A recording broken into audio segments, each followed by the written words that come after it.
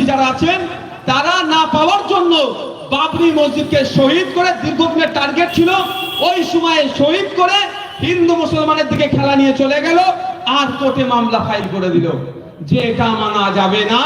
ইন্দ্র সাহানি নামে এক ব্যক্তি 1991 সালে কোর্টে মামলা করে দিল।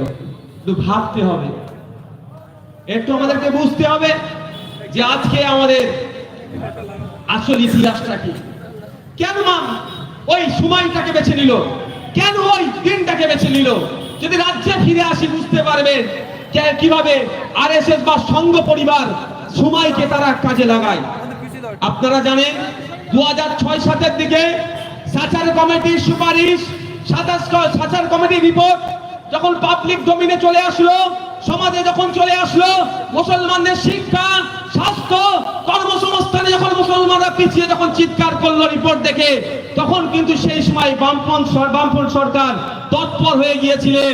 সেই সময় তৎপরতার সাথে আনএডেড, এডেড থেকে শুরু করে বিভিন্ন এমএসকে থেকে শুরু করে মুসলিম ছেলে মেয়েদেরকে শিক্ষিত করার জন্য বিভিন্ন জায়গায় শিক্ষা প্রতিষ্ঠান দিতে শুরু করেছিল এবং বোর্ড বানিয়ে সেখানে নিয়োগ করার চেষ্টা করছিল।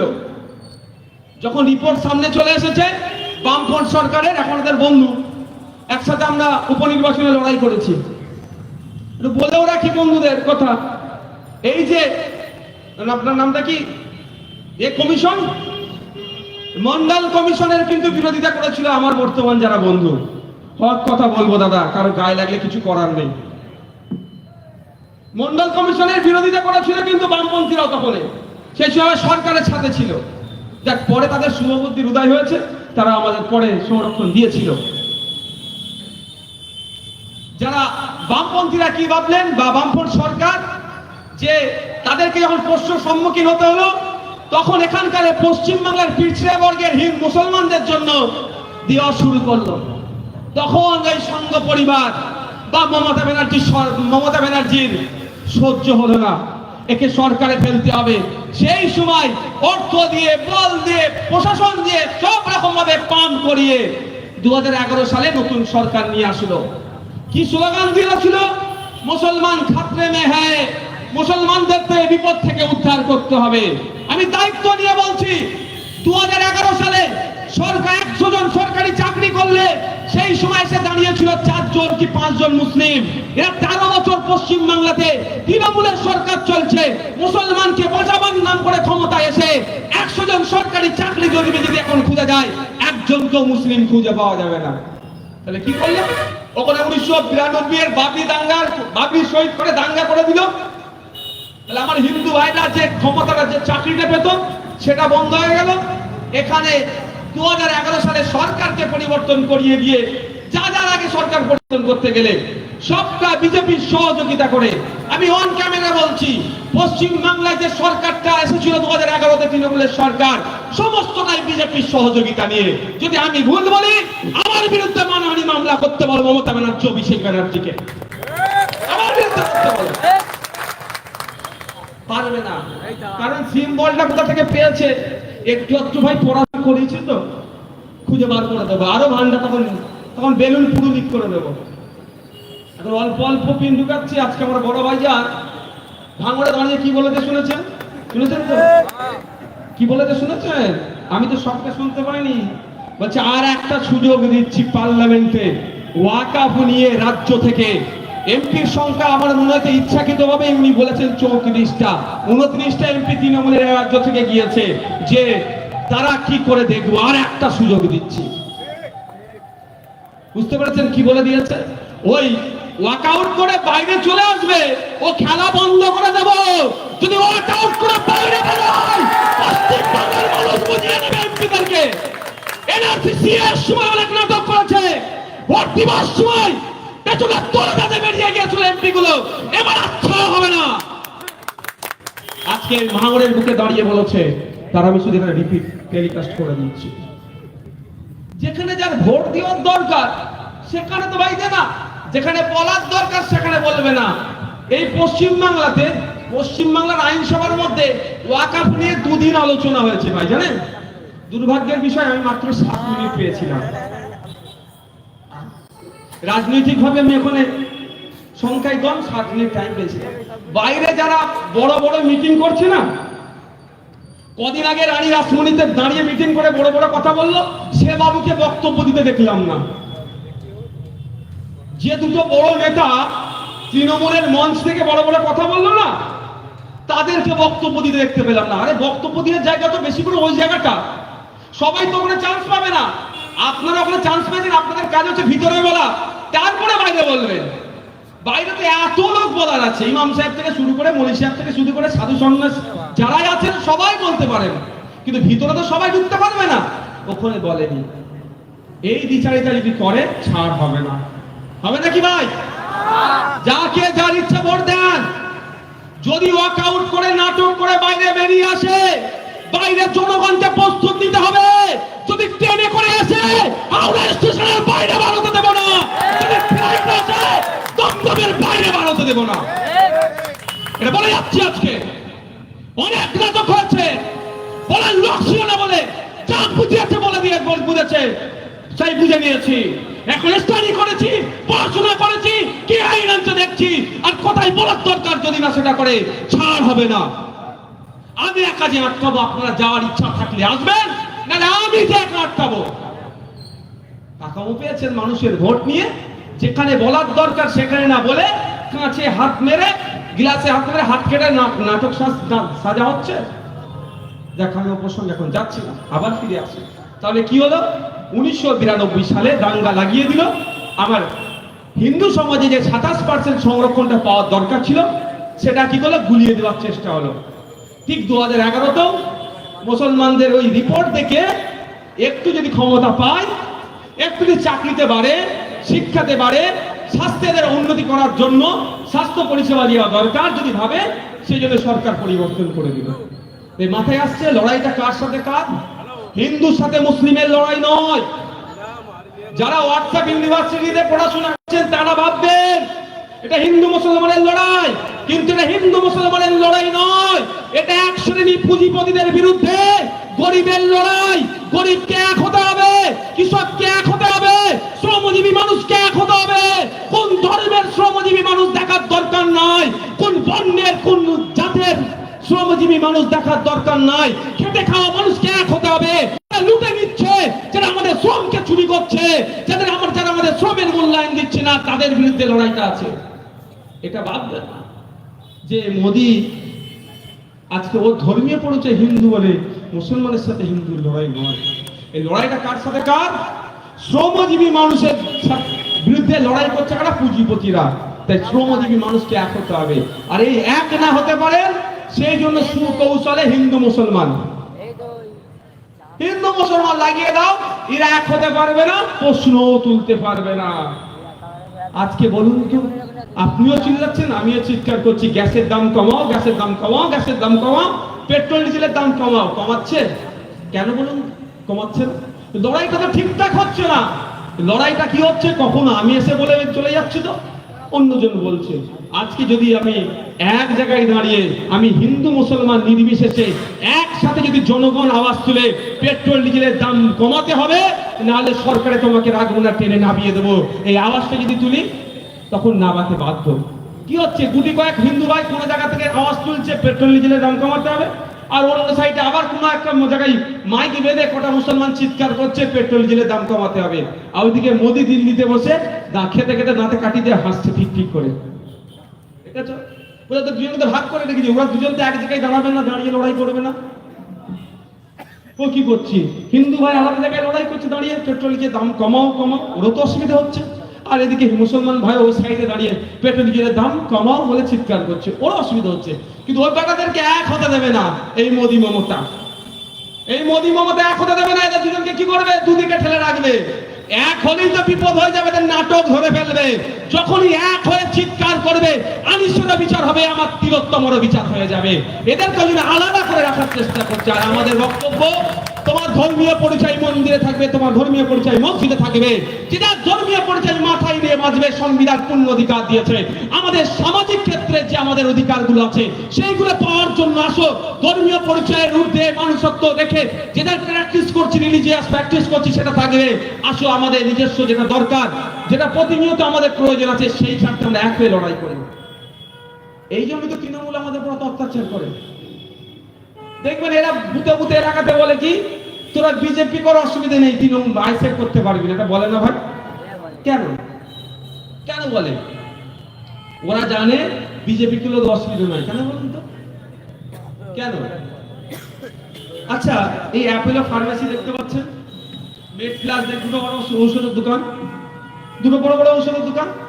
এর কি এর ভাড় কিন্তু দুটো ওদের দেখবেন প্রচুর কাউন্টার আছে, প্রচুর কাউন্টার আছে। আমাদের এই আবার অ্যাপেলেরও প্রচুর কাউন্টার আছে।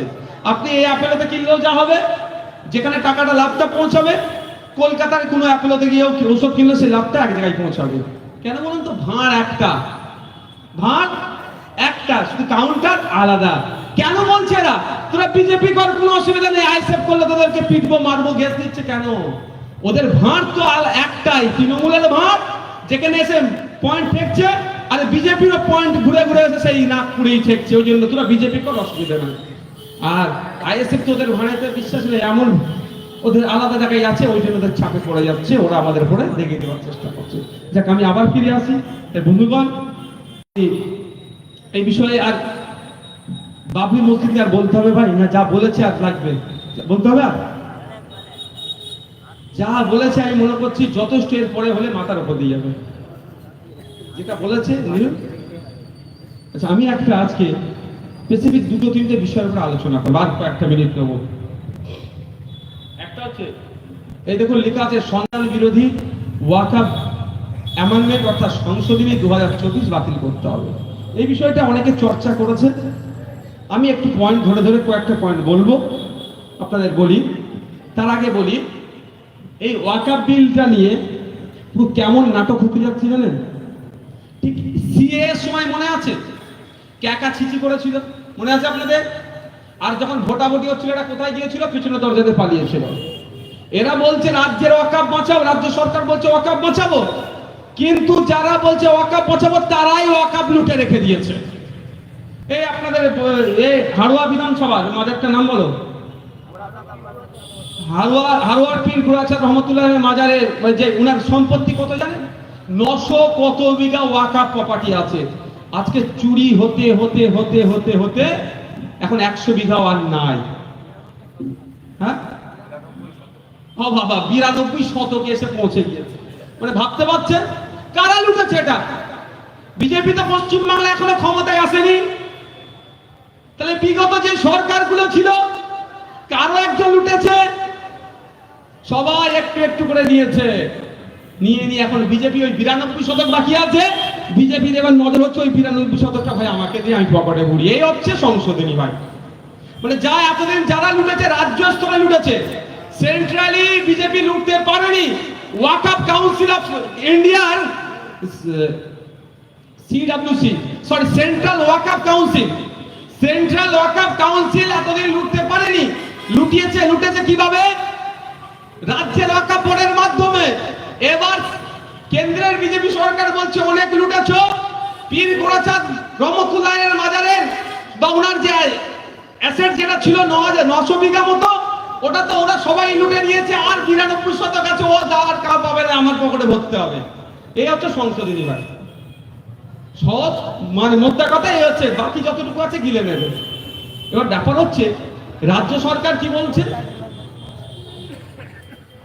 রাজ্য সরকার কি বলছে? আমি লড়াই করবো, তাই তো, ওয়াকফকে আটকানোর জন্য। আমরা রাজ্য সরকারের যে ওয়াকফ বোর্ড পশ্চিম বাংলায় আছে, 7/3/2022 একটা আমরা আরটিআই করেছিলাম আমাদের পক্ষ থেকে। আমাদের আরটিআই অ্যাক্টিভিস্ট আছে, এক্সপার্ট আছে, তাকে দিয়ে আমরা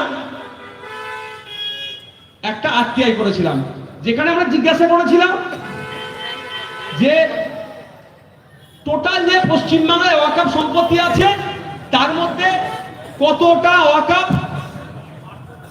লিজ হিসাবে দেওয়া আছে, কত বিঘা ওয়াকফ সম্পত্তি বা কত শতক ওয়াকফ সম্পত্তি রেন্ট ভাড়াতে দেওয়া আছে, বা আবার প্রশ্ন করেছিলাম কত বিঘা ওয়াকফ সম্পত্তি তার ইসি নাম্বার, দাগ নাম্বার, খতিয়ান নাম্বার দিতে হবে, বিক্রি হয়ে গেছে বা অন্যের নামে ট্রান্সফার হয়ে গেছে।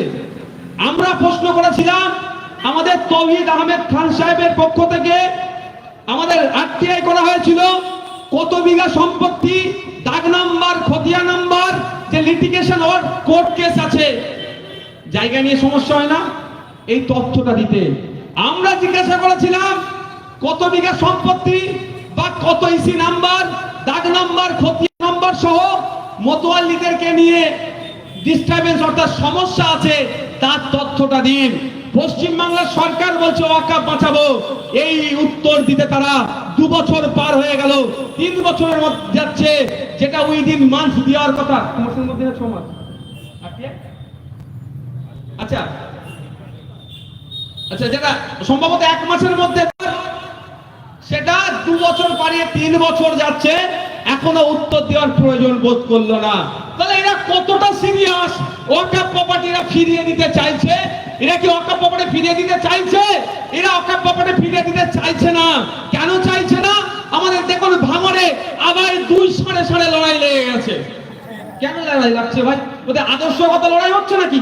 ষাঁড় শব্দটা আমি উদ্যোগ করে দিলাম, আমি সরি টু সে, আমি দুঃখিত, এই শব্দটা আমার ব্যবহার করা উচিত হয়নি, আমি শব্দটাকে তুলে নিলাম। 2 মহারথী নাম দিয়ে দিলাম, 2 হিরো।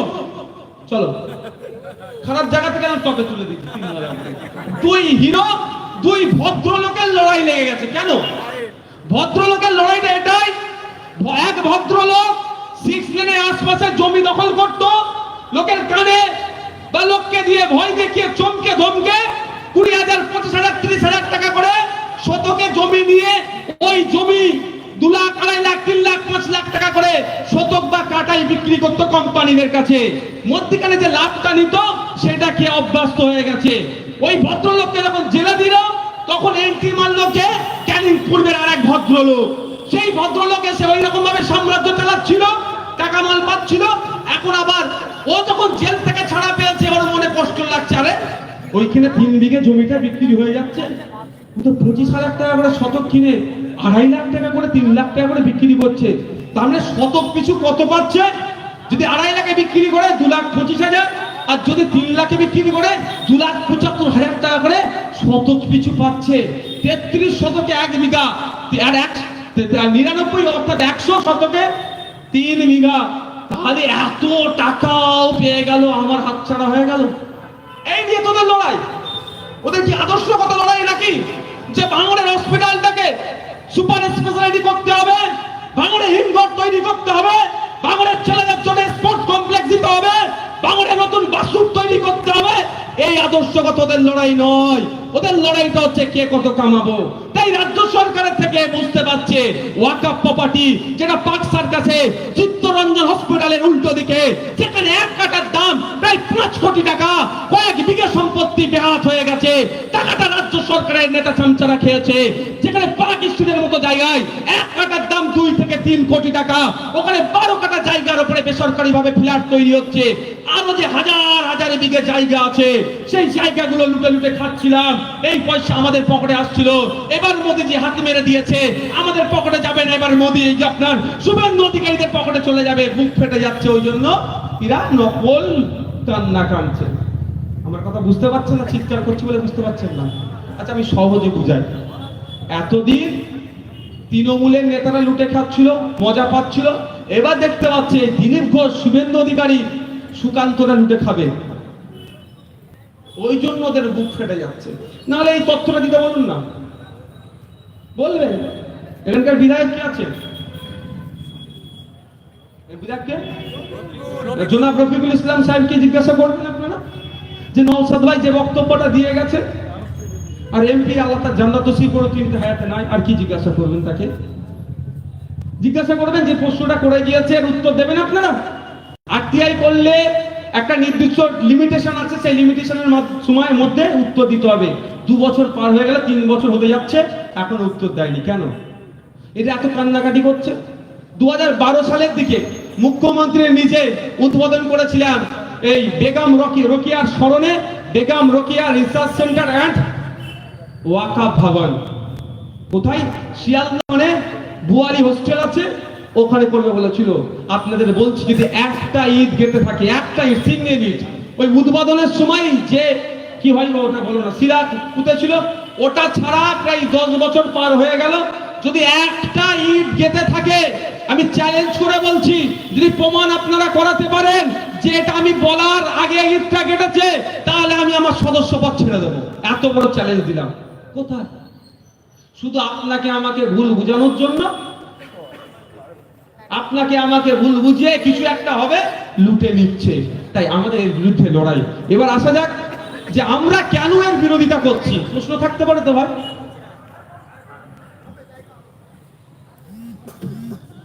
আমাদের কাছে এই প্রশ্নটা ছুটছে, আমি মিডিয়াতে দেখছিলাম, হাসছিলাম। দুটো তিনটে খুব কড়া কড়া প্রশ্ন ছুড়েছে আমাদের রাজ্যের যে সমস্ত বিজেপির দায়িত্বশীলেরা মিডিয়াতে বসেন, তারা অশিক্ষিত নয়। এটা ভাববেন না তারা কিছু জানে না তৃণমূলের মতো।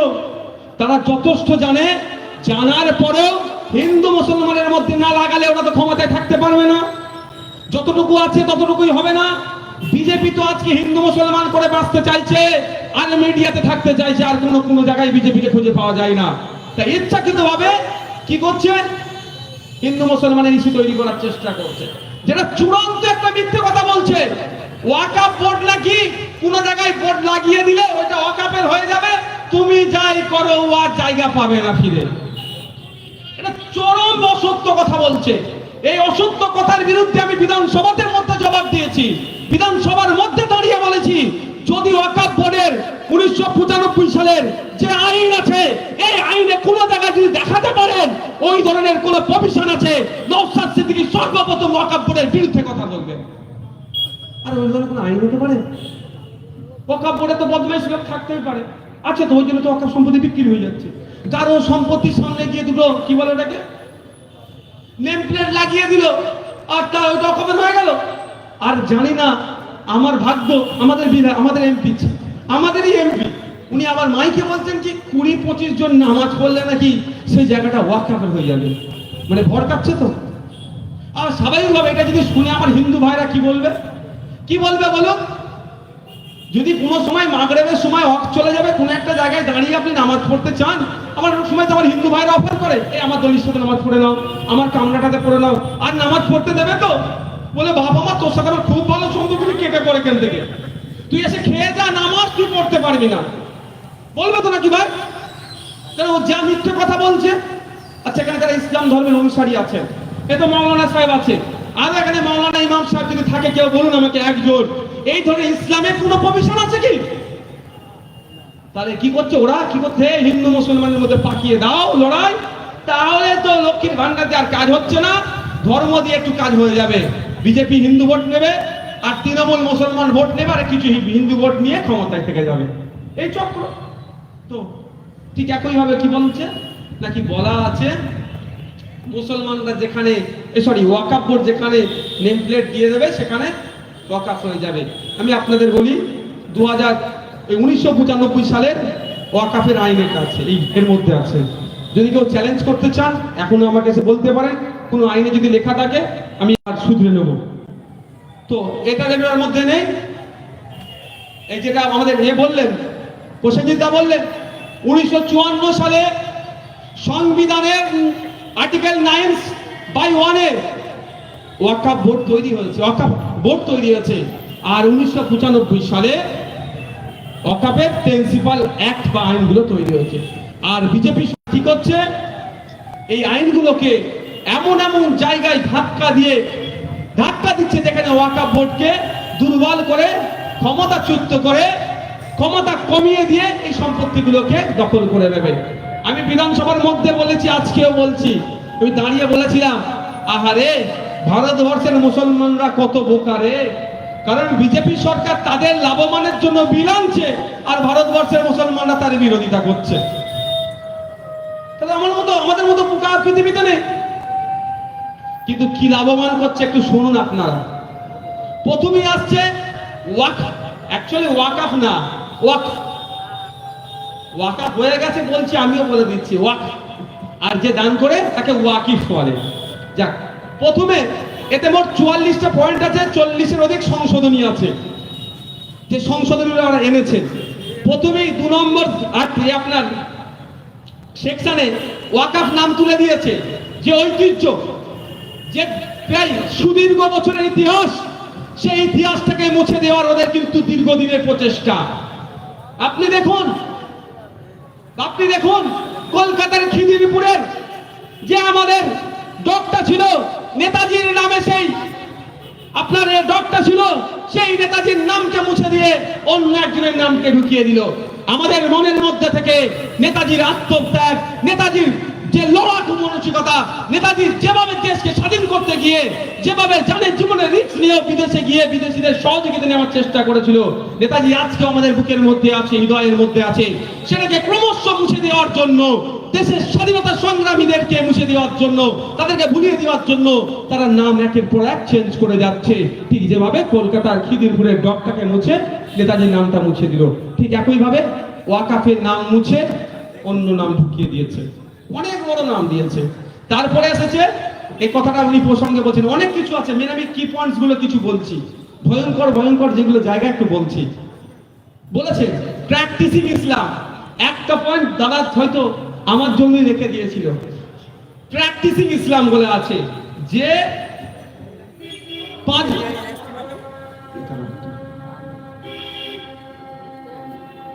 এরপরে 5 মিনিট বক্তব্য দেবো।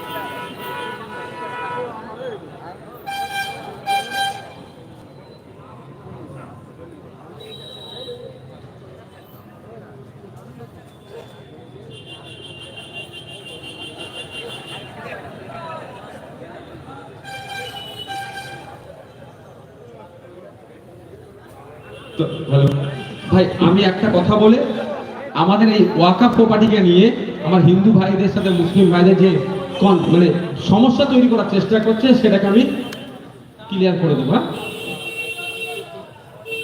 এটাতে এটা সেকশন 3/9/A, ঠিক আছে। একটা আর্টিকেল এখানে একটা সেকশন দিয়ে রেখেছে যে 5 বছর কম করে 5 বছরে প্র্যাকটিসিং ইসলাম হতে হবে। এবার বলুন প্র্যাকটিসিং ইসলামটা মানে কি? আপনারা অনেকে বুঝতে পারছেন, অনেকে পারছেন না। অনুশীলনের মধ্যে অর্থাৎ ইসলামিক তরিকা, আইন কানুন সবটা 5 ওয়াক্ত নামাজ হবে, 1 মাস রোজা রাখবে, যেভাবে যা ইসলাম নির্দেশনা দিয়েছে সেটাকে হুবাহুব মেনে চলার নাম হচ্ছে practising Islam. But who decided who is practicing Islam or who is not practicing Islam? কে এটা ডিসাইড করবে? কে নির্ধারণ করবে? মোদি কি অফিসার লাগাবে প্রত্যেকটা মুসলমানের পেছনে একটা করে, না মমতা একটা অফিসার দেবে? এমনি আজকে অফিসারের অভাবে রেলের দুর্ঘটনা প্রত্যেকদিন বেড়ে যাচ্ছে, এরা ধান চুরিকে আটকাতে পারছে না, পুলিশের অভাবে চোর চুরটা বেড়ে যাচ্ছে, অনৈতিক অসামাজিক কাজ বেড়ে যাচ্ছে, পুলিশ নাই, অফিসার নাই। আবার নাকি তাহলে প্রত্যেকের মুসলমানের পেছনে একটা করে অফিসার দিয়ে রাখতে হবে নাকি? যে এই প্র্যাকটিসিং মুসলমান না নন প্র্যাকটিসিং দেখতে হবে। ফজরের সময় শীতকালে উঠে নামাজ পড়ছে কি পড়ছে না দেখার জন্য একটা মুসলমানের পেছনে একজনকে লাগিয়ে রাখতে হবে। রমজান মাসে 1 মাস রোজা রাখছে কি রাখছে না এটা কে দেখবে? তাহলে মোদিকে দেখতে হবে। এটা কি হতে পারে ভাই? একটা পার্ট বলে দিয়েছেন এই দান করার ব্যাপারে, আমি অন্য পার্টটা বলছি এই প্র্যাকটিসিং ইসলামে।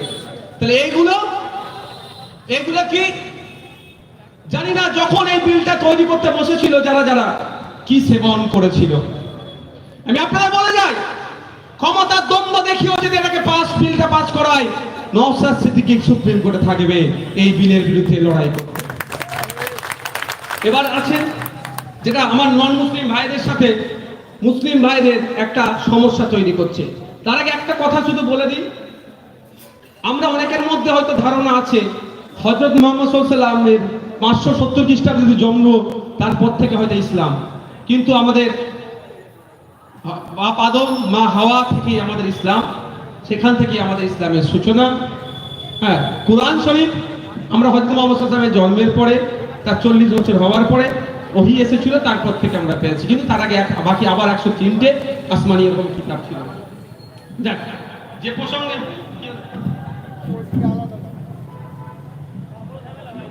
আচ্ছা নাও ভাই, পুলিশ প্রশাসন আছে, আচ্ছা কাদের টাকার দরকার কি ওখানে দেখে আসো, যাও।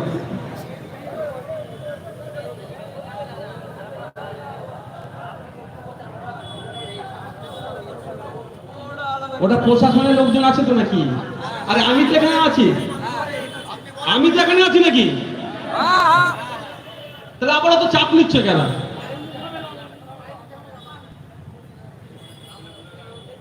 আমি যখন আছি তোমরা চাপ নিচ্ছ কেন? আমি পেছন দিক থেকে পালাবার ছিল না, জানো তো? আমার ছেলেদেরকে মারছিল 6 লেনে ধরে, আমি কলকাতা থেকে ছুটে এসেছিলাম। এটা মাথায় রাখো, তখন আমার সিকিউরিটি কিছু ছিল না। যাক, যেটা হচ্ছে সেটা বন্ধ হয়েছে, প্রশাসন সেটা দায়িত্ব নেই। দেখুন, একটা মিথ্যে প্রচার টিভি চ্যানেলের মধ্যে চারিদিকে ছড়াচ্ছে, কি বলুন তো? যে ট্রাইব্যুনাল বলে যেটা আছে সেটা নাকি সর্বোচ্চ পাওয়ার দিয়ে রেখেছে ওয়াকফ বোর্ডের জন্য। ট্রাইব্যুনাল যেটা বলবে সেটা নাকি কি হবে, কি বলছেন, সেটা নাকি ফাইনাল হয়ে যাবে। এই ধরনের কথা ছড়াচ্ছে। যারা মিডিয়ার বন্ধুরা আছেন তারাও শুনুন।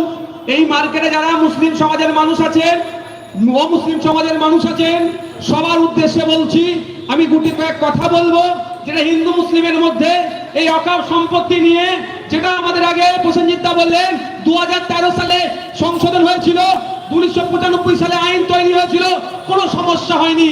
2024 এসে সমস্যা কেন তৈরি করতে চাইছে, এখানে একটু ক্লিয়ার করতে চায়। ওরা চিৎকার করে বলছে বিজেপি যে ট্রাইব্যুনালের যে আইন আছে ওর বাইরে নাকি আর কিছু হবে না, ট্রাইব্যুনাল তাকে বলে দেবে যে এটা ওয়াকফ, তো এটাই ওয়াকফ হয়ে যাবে। ঘোড়ার ডিম। কি বললাম? ঘোড়ার ডিম। কারণ তারা কল্যাণ ব্যানার্জি কত পড়াশোনা করেছেন, ডিগ্রি কোথা থেকে পেয়েছেন, কোথা থেকে অ্যাডভোকেট হয়েছেন, আমি আশা করব পাবলিক ডোমিনেশন অন্তত একবার দেখাক। এই ইউনিভার্সিটির আন্ডারে এই কলেজ থেকে তিনি আইন পড়ে এসেছেন। সন্দেহ হচ্ছে ভাই কোথা থেকে ডিগ্রি পেয়েছে। দেখুন আর্টিকেল 227 সংবিধানের আর্টিকেল অনুচ্ছেদ 227টা গিয়ে একবার খুলে দেখবেন। যদি না পারেন আমার কাছে সংবিধান আছে, কপি আপনাকে আমি দেখাতে পারি। সেখানে পুরো উল্লেখ করা আছে যে ট্রাইব্যুনালের কোনো অর্ডার যদি আমার আপনার ভালো না লাগে, অপছন্দ হয়, আপনার সাথে যদি মনে করেন আপনার সাথে অন্যায় হয়েছে, ট্রাইব্যুনাল করেছে, তাহলে সংবিধানের 227 কে সামনে রেখে সুপ্রিম কোর্টে, হাইকোর্টে যেতে পারেন, হাইকোর্টে গিয়ে রিট করতে পারেন, অথবা সিঙ্গেল বেঞ্চে মামলা করতে পারেন। ধরে নিলাম এবার একটা ওয়াকফ প্রপার্টির সাথে একজন কোন ব্যক্তির, সে রামও হতে পারে, রহিমও হতে পারে, মতনৈক্য হয়েছে। ওয়াকফ বোর্ড বলছে আমার জায়গা, রাম রহিম বলছে আমার জায়গা। সমাধান কিভাবে হবে? ট্রাইব্যুনালে যাবে। ট্রাইব্যুনালের অর্ডারটা যদি ওয়াকফ বোর্ডের পক্ষে যায়, বা ওয়াকফ বোর্ডের বিপক্ষে যায়, বা রাম রহিমের বিপক্ষে যায়, তাহলে সকলেই সংবিধানের 227 আর্টিকেলকে সামনে রেখে হাইকোর্টে চলে যেতে পারে। তার প্রমাণ হিসাবে অনেকে, প্রচুর প্রমাণ আছে আমার কাছে। আমি একটা কেস নাম্বার বলে দিচ্ছি, গুগলে সার্চ মেরে দেখে নেবেন। Case CO number 129 of 2020, Sheikh Rahmatullah versus the Waqf board of West Bengal and others. এই মামলাটা ট্রাইব্যুনাল থেকে কোথায় গিয়েছে? হাইকোর্টে গিয়েছে। তাহলে এতদিন যারা এই ধরনের মিথ্যাচার করত, ট্রাইব্যুনাল ছাড়া অন্য কোনো মামলা, ট্রাইব্যুনালের শেষ কথা, তাহলে তারা মিথ্যা কথা বলছেন, অসত্য কথা বলছেন। আসলে তারা ট্রাইব্যুনালের ইতিহাসই জানে না। 1976 সালের 42তম সংশোধনীতে শরণ সিং এর সুপারিশ, কমিটির সুপারিশে এই ট্রাইব্যুনালটাকে অ্যাড করা হয়েছে। 323A প্রশাসনিক দিকটা দেখে ট্রাইব্যুনালের, 323B বাকি আদার্স দিকগুলো দেখে। এগুলো তারা হয়তো অনেকে জানে না, বা না জানার ভান করে হিন্দু মুসলমানের মধ্যে বিভেদ তৈরি করতে চাইছে। একজন তো বলে ফেলল যে ট্রাইব্যুনালের ক্ষমতা নাকি সুপ্রিম কোর্টের উপরে, সে জানেই না। তো ব্যাপারটা হচ্ছে ট্রাইব্যুনালের ক্ষমতা একটুখানি। তারপরেও বলে রাখি, ওয়াকফের যে ট্রাইব্যুনাল আছে তার নিজস্ব কোনো গাইডলাইন নেয়নি। তারা সিভিল কোড অফ সিভিল প্রসিডিওরকে নিয়েছে। যেমন আপনি যদি চান গ্রিন ট্রাইব্যুনাল, ট্রাইব্যুনাল অনেক ধরনের আছে, 14 রকমের ট্রাইব্যুনাল আছে। পশ্চিম বাংলাতে 11 রকমের ট্রাইব্যুনাল আছে। গ্রিন ট্রাইব্যুনাল ল্যান্ডের উপরে আছে, ল্যান্ডের নিজস্ব আছে। কোর্ট অফ সিভিল প্রসিডিওর ওরা নেয়নি, ওদের আরো কিছু ইনক্লুড আছে। কিন্তু ওয়াকফ বোর্ডের ওয়াকফ ট্রাইব্যুনালে অন্য কোনো নেয়নি, ডাইরেক্ট কোড অফ সিভিল প্রসিডিওরকে ইনক্লুড করেছে, অর্থাৎ আরো সহজ করে। আর এই ট্রাইব্যুনালটা কি? Like a session court. শুধু কেসের স্পিড আপ করার জন্য হাইকোর্টে এত মামলা, লোয়ার কোর্টে এত মামলা, সেশন কোর্টে এত মামলা, এই মামলাটা স্পেশাল তাড়াতাড়ি হওয়ার জন্য এই ট্রাইব্যুনালকে করে দিয়েছে। তাহলে একটা জিনিস ক্লিয়ার হলো ভাই, সংবিধানের 227 নম্বর ধারা অনুযায়ী, এই অনুচ্ছেদ অনুযায়ী, যে কোনো ব্যক্তি বা ওয়াকফ বোর্ড যদি মনে করে ট্রাইব্যুনালের অর্ডারটা আমার পছন্দ নয়, সেটাকে চ্যালেঞ্জ করে রিট করতে পারে, সিঙ্গেল বেঞ্চে যেতে পারে।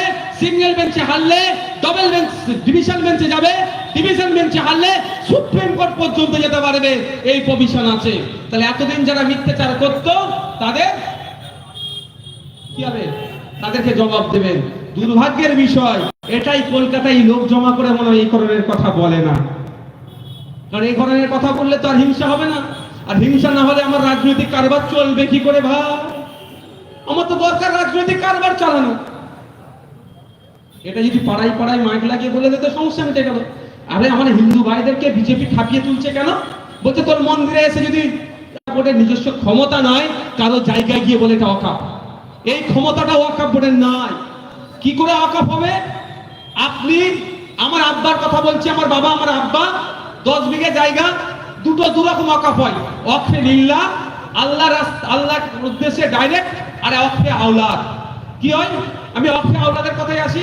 আমার আব্বা দেখলেন যে আমাদের দুবাই 10 বিঘে জায়গা আছে, অত জায়গা আমার আব্বার নাই, তো বলে রাখছি। হ্যাঁ, আমার দাদাজান যতটুকু দিয়েছিল আর কয়েক বিঘে আছে, 10 বিঘেও নাই। তো আমার আব্বা কি চাইলেন যে আমার এই সম্পত্তিটা আমার ছেলেরা কি করবে না করবে, বেঁচে কিনে যদি খেয়ে নেয়, তার থেকে ভালো বিক্রি না করতে পারে, আমি একটা রাস্তা করে দিয়ে যাই। কি?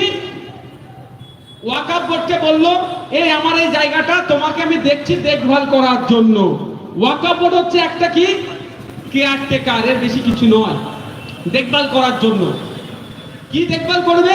যে আমার ছেলেদেরকে এটা আমি অফ করে গেলাম, এটা ঠিক বিক্রি করে না খেতে পারে, যে সম্পত্তি আছে সেগুলো যেন ঠিকঠাক থাকে দেখার জন্য। এই ওয়াকফ বোর্ড দেখবার জন্য বছরের শেষে যে টাকা ওয়াকফ বোর্ড, মানে যে টাকা ওই জমি থেকে আসবে, তার 7% আবার ওয়াকফ বোর্ডকে দেয়। এবার আমার আব্বা যখন বললেন যে আমি ওয়াকফ বোর্ডকে জায়গাটা দেবো, ওয়াকফ বোর্ডকে যখন জানালেন, ওয়াকফ বোর্ড সার্ভে কমিশনকে দিয়ে নিজেও সার্ভে করতে পারবে না, অর্থাৎ জমির ধারে সে যেতে পারবে না। সার্ভে কমিশনকে দিয়ে সার্ভে করাবে, সার্ভে করার পরে রিপোর্ট ঠিক আসলে তারপরে বলতে পারবে এটা ওয়াকফ সম্পত্তি। কিন্তু এখন কি বলছে? কোন মন্দিরে চলে গেলে, কারো দালানে উঠে গেলে বললেই নাকি হয়ে যাবে। এটা সম্পূর্ণটা মিথ্যাচার। ক্লিয়ার হয়েছে ভাই? আর ওর কথা আর বলবেন না, ওকে ভালো ভাষা বললে ভাষাটারই বদনাম হবে কল্যাণ বাবুকে। আর ও বলছে যেখানে নামাজ পড়ে সেটাই ওয়াকফ হয়ে যাবে। যেই ছাগলটা থাকে সেটাই বলে নানির ছাগল, যেটা তাকে বলে সেটাই নানির ছাগল। ও ওয়াকফ কেন করতে গেছে? মাল তখন কি লুটবে বলে? ও তো বিক্রি করে আমাদের খাবে, মানে ওনাদের টিম।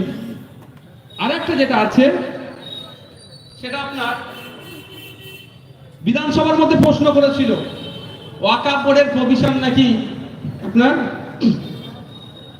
সংবিধানের মধ্যে নাই। সেখানেও বলেছি আমি যে সংবিধানের 26 নম্বর আর্টিকেলে দেওয়া আছে। আর একটা পাড়াতে দেখবেন একটা খুব হিন্দু মুসলমানের মধ্যে মতনৈক্য করার জন্য খুব একটা ভয়ঙ্কর বার্তা ছড়াচ্ছে আমাদের সমাজের মধ্যে, হিন্দু মুসলমানকে আলাদা করার জন্য। কি? মুসলমানদের ওয়াকফ বোর্ড আছে, আমাদের তাহলে নাই কেন? মুসলমানদের ওয়াকফ বোর্ড আছে, সব মুসলমানদের জন্য আইন, আমাদের জন্য নাই কেন? আমাদের এখান থেকে দেগঙ্গা চলে গেলে বিখ্যাত মন্দির আছে, কুতুব ভাই তোমার এলাকায় চাকলা ধাম, কচুয়া ধাম, চাকলা ধাম আমাদের এলাকায়। তো সম্প্রীতির উৎসব আমরা করে মানাই না। যখন এই চাকলা ধামে, কচুয়া ধামে যখন লোকজন পানি নিয়ে যায়, তাদের আসা যাতায়াতের অসুবিধার সুবিধা হলে ধর্মপ্রাণ মানুষেরা সেই জন্মেরই হোক না কেন সহযোগিতা যথেষ্ট করে। এটা আমাদের কালচার। অনেকে জল, পানি, বাতাসা, মেডিকেল ক্যাম্প যে যেমন পারে তীর্থযাত্রীদের সহযোগিতা করে। এবার আপনি আমার কথা না বিশ্বাস হলে কালকে চাকলা ধামে চলে যাবে, কালকে কচুয়া ধামে যাবেন, গিয়ে বলবেন তোমাদের কি কোনো রেজিস্ট্রেশন আছে? জিজ্ঞাসা করবেন, দেখবেন রেজিস্ট্রেশন আছে। রেজিস্ট্রেশন কোথা থেকে পেয়েছে? 1800 সালের দিকে রেজিস্ট্রেশন। কি রেজিস্ট্রেশন?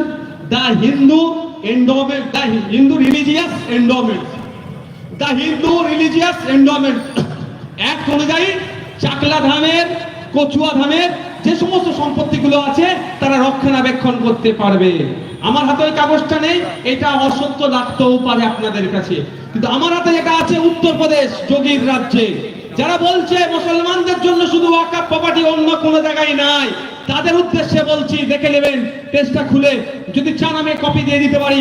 দা উত্তরপ্রদেশ শ্রী কাশী বিশ্ব বৈষ্ণনাথ টেম্পল অ্যাক্ট 1863, আজকের আইন নয়, ওয়াকফ আইন 1995, এটা 1983, তারও 12 বছর আগে। এই আইনে পুরোপুরি উল্লেখ আছে ওই মন্দিরটা কেমন ভাবে চলবে, ওই মন্দিরের জায়গাটা কিভাবে আসলো। ওইখানকার হিন্দু সমাজের মানুষ মন্দিরকে উৎসর্গ করেছে ধর্মের নামে, তাদের ভালো লেগেছে, এই মন্দিরকে দিয়েছে। এই মন্দির কিভাবে সম্পত্তিটা রক্ষণাবেক্ষণ করবে, তার জন্য 1983 সালে এই আইন তৈরি হয়েছে। এই আইন যদি হিন্দু ভাইদের জন্য হয়, মুসলমানদের ভাইদের জন্য হলে অসুবিধা কোথায়? তাহলে হিন্দু মুসলমানের কারা লড়াই লাগাতে চাইছে? ভোটের যারা রাজনীতি করতে চায়, পাড়ার আমার হিন্দু মুসলমান কেউ লড়াই করতে চাই না এটা নিয়ে। শুধু একটা নয়, আপনি চলে আসুন the Tamil Nadu Hindu religious and charitable endowments, সেখানেও হিন্দু ভাইরা তামিলনাড়ুতে যে সমস্ত মন্দিরগুলো আছে কিভাবে পরিচালনা হবে, কারা কারা থাকবে ওই কমিটির মধ্যে, কজন থাকবে, তাদের মুভমেন্ট কি হবে, তাদের পারফর্ম কি হবে, সমস্তটাই উল্লেখ করে দিয়েছে। শুধু এটা নয়, আপনি চলে যান কর্ণাটকাতে একই ভাবে আছে, চলে যান আপনি অন্ধ্রপ্রদেশে একই ভাবে আছে, চলে যান আপনি উড়িষ্যাতে বিখ্যাত মন্দির, সবাই তো আমরা এই নামটা জানি, বিখ্যাত মন্দির পুরীতে চলে যান, পুরীতে গিয়েও পুরী মন্দিরের যে সমস্ত সম্পত্তি আছে সেটাকে রক্ষণাবেক্ষণ পরিচালনার জন্য নির্দিষ্ট আইন করে দিয়েছে, ওর বাইরে নট নড়ন চড়ন। তুমি হিন্দু সম্পত্তি লুটে খেয়ে নেবে, ওটাও দেশ কিন্তু করতে দেবে না। কিন্তু আমাদের রাজ্যে মমতা ব্যানার্জির অনুপ্রেরণায় হিন্দু সম্পত্তিও ছাড় দিচ্ছে না, ওয়াকফ তো লুটছে, দেবত্ব সম্পত্তি তো ছাড় দিচ্ছে না। আপনি কালীঘাটে চলে যাবেন, আইন আছে, তো আলাদা আলাদা আইন আছে। তাহলে আজকের পর থেকে যদি আমাদের মধ্যে হিন্দু মুসলমানের মধ্যে কে বিভাজন করার চেষ্টা করে যে শুধু মুসলমানদের জন্য ওয়াকফ বোর্ড আছে, আমাদের জন্য বা হিন্দুদের জন্য বা বিভিন্নদের জন্য নাই কেন, তাহলে উত্তর দিতে পারবেন তো? শুধু হিন্দু ভাইদের জন্য নয়, খ্রিস্টানদের জন্য আছে, শিখেদের জন্য আছে, জৈনদের জন্য আছে, বিভিন্ন যারা রিলিজিয়াস এতে বিশ্বাস রাখে তাদের জন্য আলাদা আলাদা অ্যাক্ট আছে। মাথায় ঢুকবে তো? যা বললাম আগে জায়গা বলেছি সব ভুলে যান দরকার লাগলে, এটা মাথায় ঢোকা। এটা দিয়ে আমাদের মধ্যে বিভাজন করার চেষ্টা করছে বিজেপি আর তৃণমূল, সেটাকে সামনে রেখে 2026 সালে, এখন বলে যাচ্ছি 2026 সালে এটাকে ইস্যু করবে যে এখন আমাদেরকে ভোট দাও, নাহলে তোমাদের মাদ্রাসা মসজিদের জায়গা সব কি হবে নিয়ে নেবে। অলরেডি তো নিয়ে বসে আছে, রাজ্য সরকারের চামচারা নিয়ে বসে আছে। টিপু সুলতান, মহীশূরের রাজা বাঘ, টিপু সুলতানের পরিবারের জায়গা কবরস্থানের উপরে বিল্ডিং বানিয়ে দিয়েছে ওয়াকফ সম্পত্তির উপরে। ওয়াকফ সম্পত্তি 1 নম্বর খতিয়ানে পাঠিয়ে দিয়েছে রাজ্য সরকার। তাহলে এই অন্যায়গুলো একের পর এক করে যাচ্ছে, আর আপনি আমাকে কি বিজেপি নাকি সম্পত্তি নিয়ে দিবে? অবশ্যই বিজেপি সুকৌশলে এগুলোকে দখল করার চেষ্টা করছে। আমরা কোনো মতেই এটাকে হতে দেব না। আমরা আমাদের সর্বোচ্চ দিয়ে এই আইন যারা করে আমাদের মধ্যে সমাজের মধ্যে বিভেদ করাতে চাইছে তাদের বিরুদ্ধে লড়াই করব, এবং সাথে সাথে যারা এই আইনকে ভয় দেখিয়ে ভোট লুটার চেষ্টা করছে তাদের বিরুদ্ধে আমরা লড়াই করব। দেখুন, এমন একটা জায়গা দিয়ে রেখেছে এরা, যে জায়গায় বলা হচ্ছে ট্রাইব্যুনালের মামলা হলে একটা সাডেন পিরিয়ডের মধ্যে হাইকোর্টে গিয়ে তুমি মামলা করতে পারবে, কিন্তু ডিস্ট্রিক্ট কালেক্টরকে যে পাওয়ারটা দিয়ে রেখেছে সেই পাওয়ারে যদি ডিস্ট্রিক্ট কালেক্টর চূড়ান্ত ওর পরে কোথায় গিয়ে মামলা করতে পারবে সেই অপশন কিন্তু রাখেনি। তার মানে ডিস্ট্রিক্ট কালেক্টর আসলো, এসে কোনো একটা জায়গা ওয়াকফের আছে, সেই ওয়াকফের জায়গাটা নিয়ে ও তদন্ত করবেন উনি। আমি কিন্তু ভড়কাওয়া ভাষণ দিচ্ছি না, আমি ওই ভাষণকে ঘৃণা করি, বাস্তবটা বলছি। কারণ এটা মনে রাখবেন, এই আমার বক্তব্য দিচ্ছি মানে শুভেন্দু অধিকারীও শুনবে, মমতা ব্যানার্জিও শুনবে, দিলীপ ঘোষও শুনবে, ওইদিকে সুকান্ত মজুমদারও শুনবে, অভিষেক ব্যানার্জিও শুনবে। এটা আপনাদের বলে রাখছি। আমরা আমাদের বক্তব্য যতটা শুনি ওরা ভালো করে শুনে। কি নওশাদ একটা কোথায় ভুল বলেছে, যদি একটা আমার ভুল পাই আমাকে আমার নামে কেস ফাইল করে দেবে।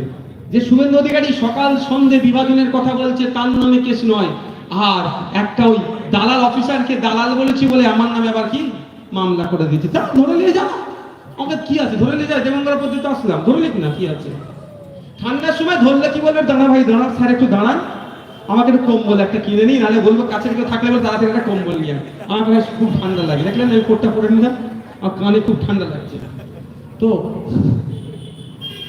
ডিস্ট্রিক্ট কালেক্টর যদি মনে করে এই ওয়াকফ প্রপার্টিটা সার্চ করবে, আলোচনা করবে, হ্যান্ড করবে, ত্যান করবে, দিনের শেষে যদি মনে করে এটা সরকারি সম্পত্তি, তো সরকারি সম্পত্তি হয়ে গেল। ওটাকে চ্যালেঞ্জ করে কোর্টে যাবে কি যাবে, ওই ধরনের কোনো প্রভিশন বা কোনো কথা নতুন আইনে আনেনি। মানে বুঝতে পারছেন? এবার মনে হয় ডিস্ট্রিক্ট কালেক্টর গুলো আপনার কথা শুনবে না সরকারের কথা শুনবে? আরে দক্ষিণ 24 পরগনার কথা বলছি, বিধানসভা নির্বাচনের পরে যেভাবে আমাদের কর্মীদেরকে মারধর দিয়ে ঘরছাড়া করে রেখেছিল, রমজান মাস ডিস্ট্রিক্ট কালেক্টরের কাছে গেলাম, মুসলমানগুলোকে সাথে করে নিয়ে, হিন্দু মুসলমান আমাদের যারা কর্মী ছিল সবাইকে তাড়িয়েছিল, মুসলিমগুলোকে নিয়ে গেলাম যে হয়তো রোজার সেন্টিমেন্ট দেখিয়ে ঈদের কথা বলে হয়তো ডিস্ট্রিক্ট কালেক্টরকে ডিস্ট্রিক্টের ডিএমকে বলে ঢুকিয়ে দেবো। যে বললাম স্যার দেখুন এই সংখ্যা এই নাম, এরা মুসলিম, ঈদের সময় ঘরের বাইরে থাকবে, আপনি একটু জোর জবরদস্ত মানে আপনি একটু এসপি কে বলে দিন, সর্বোচ্চ কর্তা যারা আছে বলে দিয়ে অর্ডার পাস করুন, এই মুসলমানগুলো অন্তত ঈদ যাতে ঘরে যেয়ে করে। এতটুকু কাজ ডিস্ট্রিক্ট কালেক্টর করতে পারলো না। যখন আমাদের হিন্দু সমাজের যে সমস্ত সমর্থক গুলোদেরকে ঘরছাড়া করে রেখেছিল, আমরা সেই সময় আবার গেলাম ডিস্ট্রিক্ট কালেক্টর তথা ডিস্ট্রিক্টের ডিএম কে বললাম যে পুজো আসছে, দুর্গা পুজো, বাঙালি হিন্দু সমাজে সর্ববৃহৎ উৎসব, এরা বাইরে করবে, এটা হতে পারে না স্যার, এদেরকে একটু ঘরে ঢোকানোর ব্যবস্থা করে দেন না। এতটুকু কাজ একটা ডিস্ট্রিক্ট কালেক্টর করতে পারেনি, সে কি করে আপনার সম্পত্তি ওয়াকাফের সম্পত্তি ওয়াকাফেরই হবে এই বলার সাহস রাখতে পারে? আপনাদেরকে প্রশ্ন ছুড়ে দিচ্ছে, আমি বলবো না। বুঝতে পারছেন সেই সর্বোচ্চ ক্ষমতা কাকে দিয়ে রাখছে? ডিস্ট্রিক্ট কালেক্টরের অপরাধে। কারণ কি? ও রাজ্য যতই চিৎকার করুক না কেন, মমতা ব্যানার্জি ও মনে মনে মনে ফিক ফিক করে হাসছে, বলছে যা হবে তো আমারও লাভ হবে, মোদি খাবে খাবে, আমিও তো কিছু খেতে পারবো। কালেক্টর গুলোকে কারা চালায় ভাই? ডিএম কাদের কথাই চলে? রাজ্যের কথাই তো। মনে করছে আর যদি টাইম পাবো কি পাবো না তার আগে আমি লুটে নিই। তাই বন্ধুগণ, অনেক বলার ছিল, অনেক বকে ফেলেছি আমরা অনেকজন মিলে, তো আর বাকিটা বলবো না। বাকি কোনো সময় নয়, আমরা খুব তাড়াতাড়ি যে 40-এর ওপরে যে সংশোধনী নিয়ে এসেছে সেই বিষয়ে আমরা আরো বিস্তারিত আমরা একবার লাইভ করব।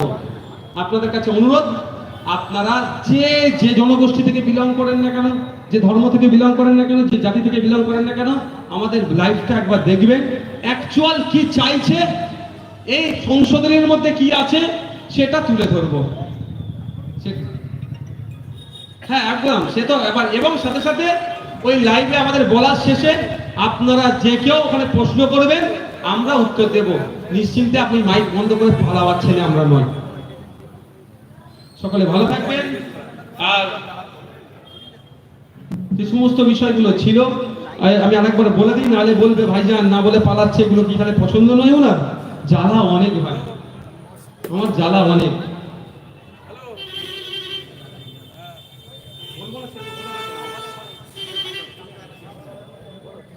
ছেড়ে দিচ্ছি ভাই, আমারও আর ভালো লাগছে না, সর্দি আমার হয়েছে, বুঝতে পারছি চলে যাওয়া হচ্ছে।